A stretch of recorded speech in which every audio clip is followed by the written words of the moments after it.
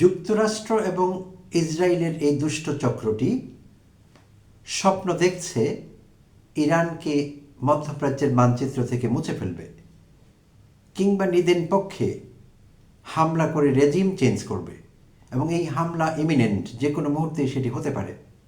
পরিস্থিতি এরকমই দেখা যাচ্ছে, কিন্তু আসলে সমীকরণটি অতটা সরল নয়, বেশ জটিল। কেন? এইটি বিশ্লেষণ করছি এপিসোডের পরবর্তী অংশে। প্রিয় দর্শক, আসসালামু আলাইকুম এবং অনন্ত শুভকামনা সবাইকে যারা আমাকে দেখছেন এবং শুনছেন। তো পরিস্থিতি এরকম যে কোনো মুহূর্তে যুক্তরাষ্ট্র হামলা করতে পারে ইরানে।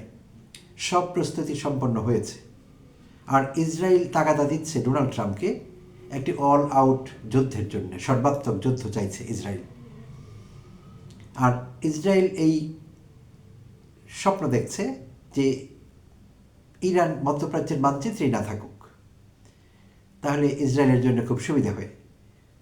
মধ্যপ্রাচ্যে আঞ্চলিক শক্তির যে ভর কেন্দ্রটি আছে এই মুহূর্তে ইরান, সেইটি না থাকলে একচ্ছত্র আধিপত্য বিস্তার করতে পারবে ইসরায়েল, কাউকে পরোয়া করবে না, এবং ফিলিস্তিনকে মানচিত্র থেকে মুছে দেবে। এই তার স্বপ্ন, এবং একচ্ছত্র রাজত্ব করবে পুরো মধ্যপ্রাচ্যে। তো যেটি বলছিলাম, সমীকরণটি আসলে এত সহজ নয়। আর ইরানে যদি আমরা ধরে নিই রেজিম চেঞ্জ শুধু করছে তারা, বা করবার চেষ্টা করছে, আর রেজিম চেঞ্জ হয়েই গেল,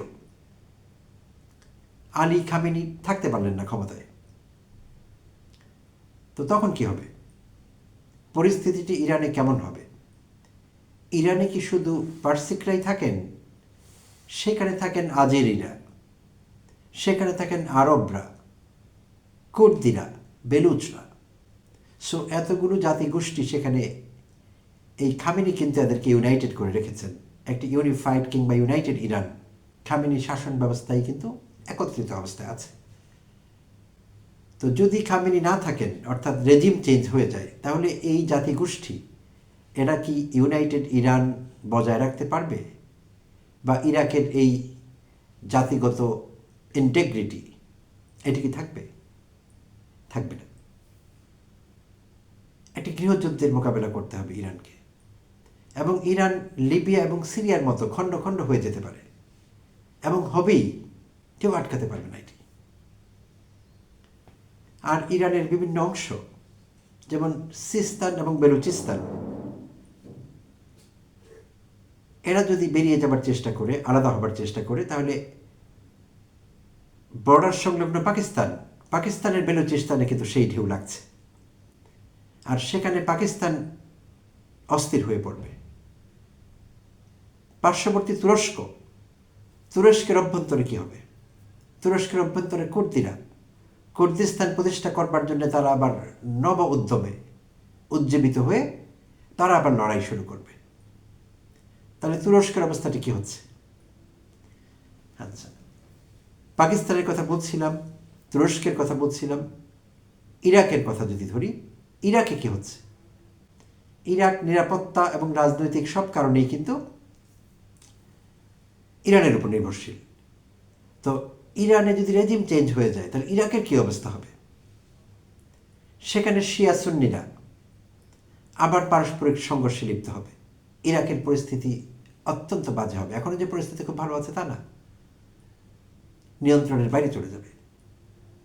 তাহলে ইরানি রেজিম চেঞ্জ প্রতিবেশীদের এফেক্ট করছে পাকিস্তানকে, এফেক্ট করছে ইরাককে, এফেক্ট করছে তুরস্ককে। আচ্ছা, তো ইরানের অভ্যন্তরে আর কি কি হতে পারে সমস্যা? পারমাণবিক যেসব স্থাপনাগুলো আছে, এগুলো কিন্তু একটি নির্দিষ্ট জায়গায় নেই, এবং তাদের এই স্ট্রাকচার খুবই কমপ্লেক্স একটি স্ট্রাকচার। ইরানের পারমাণবিক স্ট্রাকচার বিভিন্ন জায়গায় ছড়িয়ে ছিটে আছে এগুলো। তো রেজিম চেঞ্জ হলে এবং জাতিগত বিভক্তি যখন শুরু হবে, তখন কি এই যে বিপজ্জনক যে বিষয়গুলো, পরিশোধিত ইউরেনিয়াম বা অন্যান্য বিপজ্জনক যেসব হ্যাজার্ডাস ম্যাটেরিয়ালস আছে, এখানে নিউক্লিয়ার ম্যাটেরিয়ালস বলা যেতে পারে, এইসবের দায়িত্ব কে নেবে? এগুলো তো কোনো রং হাতে পড়ে যেতে পারে, আইএস এগুলোর দায়িত্ব নিতে পারে, বা অন্য কেউ, এরকম কোনো জঙ্গি গোষ্ঠী। এটির দায়িত্ব কে নেবে? ইরানে যেই পরিমাণ মূল্যস্ফীতি এখন চলছে, 50% ছুঁই ছুঁই করছে মূল্যস্ফীতি। মানুষ প্রয়োজনীয় পণ্য কিনতে পারছেন না, খেতে পারছেন না ঠিকমতো, পানি নেই, জ্বালানি নেই, বিদ্যুৎ নেই। তো যখন রেজিম চেঞ্জ হবে তখন পরিস্থিতিটা কী হবে? গৃহযুদ্ধ হবে, জাতিগোষ্ঠীর মধ্যে বিভক্তি, ইনফ্লেশন আরও বেড়ে যাবে, এবং 9.5 কোটি প্রায় জনসংখ্যার এই দেশটি, কোটি কোটি ইরানি তুরস্ক হয়ে রওনা হবে ইউরোপিয়ান ইউনিয়নভুক্ত দেশগুলির দিকে। তাদের অবস্থা কী হবে? আচ্ছা, এইবার আসা যাক জ্বালানি সরবরাহ লাইন নিয়ে।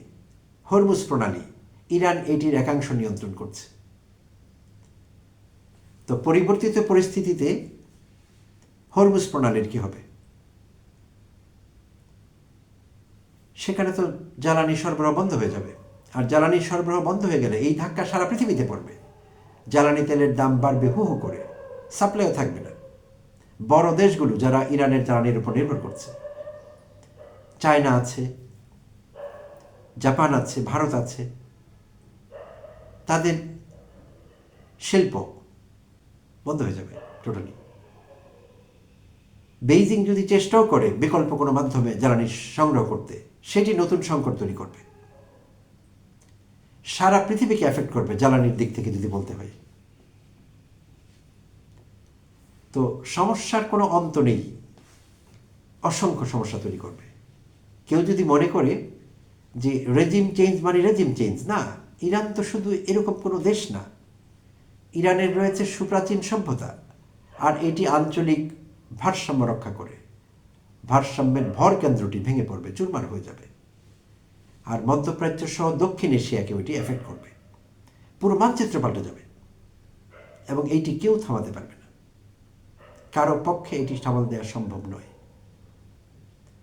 আর তুরস্ক এবং সৌদি আরবের কথা যদি বলি, এই দুটোই কিন্তু সুন্নি মুসলিম অধ্যুষিত দেশ, এবং এই দুটো দেশেরই আলাদা আলাদা এজেন্ডা আছে।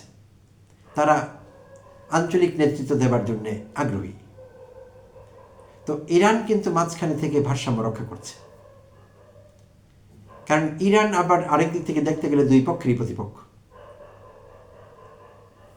তো যখন ইরান থাকবে না, তখন তারা যার যার এজেন্ডা নিয়ে হাজির হবে।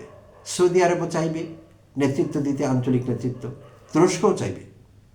কে কাকে শুনবে, নেতৃত্ব কার কাছে যাবে, সেটি নতুন সংকটের সৃষ্টি করবে। সো সমস্যা কিন্তু একটা দুটো না, হাজার হাজার সমস্যা সৃষ্টি করবে ইরানের রেজিম চেঞ্জ। সো যারা মনে করছে জায়াতুল্লাহ আলী খামেনিকে বিদায় করতে পারলে ইরান ঠিকঠাক হয়ে যাবে, পরবর্তী শাসকেরা আমাদের কথা শুনবে, ইরান সুবোধ বালকটি হয়ে যাবে, বিষয়টি এরকম না। কারোর জন্য সুখকর হবে না বিষয়টি। প্রথমত, ইরান টিকবে না। যেটি কথা বলছিলাম, সেখানে শুধু পার্সিকরা নেই, আজেরিরা আছে, কার্ডসরা আছেন, যাদেরকে আমরা কুর্দি বলি, আরবরা আছেন, বেলুচরা আছেন। তাহলে খণ্ড খণ্ড হয়ে যাবে, যেমনি লিবিয়া এবং সিরিয়ায় দেখছি আমরা। তো এই বিষয়গুলো ডোনাল্ড ট্রাম্প এবং নেতানিয়াহু মাথায় রাখে কিনা আমরা জানি না। তারা হয়তো সমীকরণটি অত সরলই মনে করেছে, কিংবা ডোনাল্ড ট্রাম্পকে হয়তো বলা হচ্ছে, কারণ ইতিমধ্যে আন্তর্জাতিক বিশ্লেষকরা, যারা আন্তর্জাতিক রাজনীতি বিশ্লেষণ করেন, তারা বলেছেন, সাবধান করেছেন পশ্চিমী শক্তিগুলোকে, আমেরিকাকে, ইসরায়েলকে। তারা বিভিন্ন সময় সাবধান করেছেন যে ইরানের রেজিম চেঞ্জ মানে বিষয়টি এরকম সরল না, এই সবগুলো সমস্যা রাইজ করবে, যে সমস্যাগুলোর কথা বলছিলাম।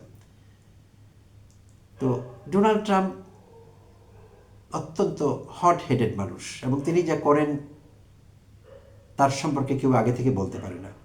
হি ইজ টোটালি আনপ্রেডিক্টেবল, অর্থাৎ তার পরবর্তী মুভ কী হবে কেউ জানে না। তিনি আজকে এক কথা বলছেন, তিনি ইরানকে সময় দিয়েছিলেন, 12 দিনের যুদ্ধের কথা বলছি গত বছরের, কিন্তু সময় দেওয়ার পর তিনি ইরানকে আক্রমণ করে বসলেন। তো ডোনাল্ড ট্রাম্প এরকম আনপ্রেডিক্টেবল, কারোর কথাই শোনেন না, কোনো সমীকরণ তিনি মানতে চান না, কোনো বিশ্লেষণ তার কাছে গুরুত্বপূর্ণ না। সঙ্গে যুক্ত হয়েছে নেতানিয়াহু। তাই বলছিলাম যে এই দুষ্টচক্র। সো এই দুষ্টচক্র যা করছে, তাতে করে রেজিম চেঞ্জ যে বিপদ ডেকে আনতে পারে, সেটি সারা বিশ্বকে এফেক্ট করবে। শুধু মধ্যপ্রাচ্যকে না, ভূ রাজনৈতিক মানচিত্র শুধু মধ্যপ্রাচ্যে বদলাবে না, সাউথ এশিয়ায় সেটার ধাক্কা লাগবে, আমেরিকায়ও সেটার ধাক্কা লাগবে। লাগবে না তা না। তো যেটি বলছিলাম হরমুজ প্রণালীর কথা, হরমুজ প্রণালী যদি বন্ধ হয়ে যায়, এবং হবার সম্ভাবনা আছে, এবং সেটি হলো শ্বাসনালী বলা হয়, তেল সরবরাহ লাইনের শ্বাসনালী হরমুজ প্রণালী, সেটির একাংশ ইরান নিয়ন্ত্রণ করছে।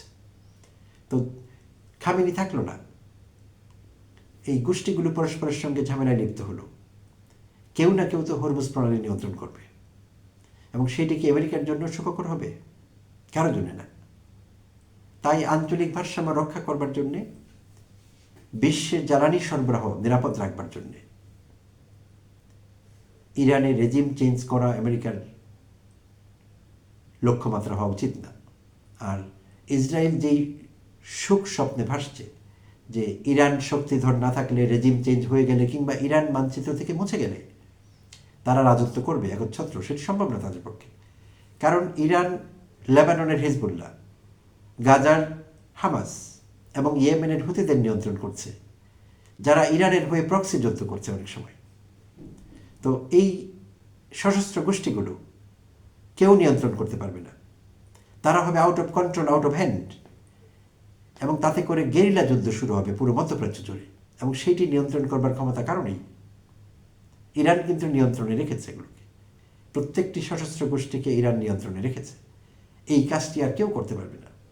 তো ইসরায়েল এখন ফেস করছে ইরানকে, একটি দেশ, এবং যেই দেশের সঙ্গে আলোচনাও করা যায়, আলোচনার টেবিলে বসা যায়, কিন্তু যখন এই দেশের ব্যবস্থাটি ভেঙে পড়বে, সব কিছু ভেঙে পড়বে, তখন তাকে ডিল করতে হবে সশস্ত্র গোষ্ঠীগুলোর সঙ্গে। এবং আমি মাত্র তিনটির নাম দিলাম, এরকম সশস্ত্র গোষ্ঠী ডজন ডজন আছে সেখানে, সেই অঞ্চলে। সেটি কি ইসরায়েলের জন্য সুখকর হবে? কারোর জন্য সুখকর হবে না চূড়ান্ত বিচারে। তাই ইরানের রেজিম চেঞ্জ মানে সর্বনাশ।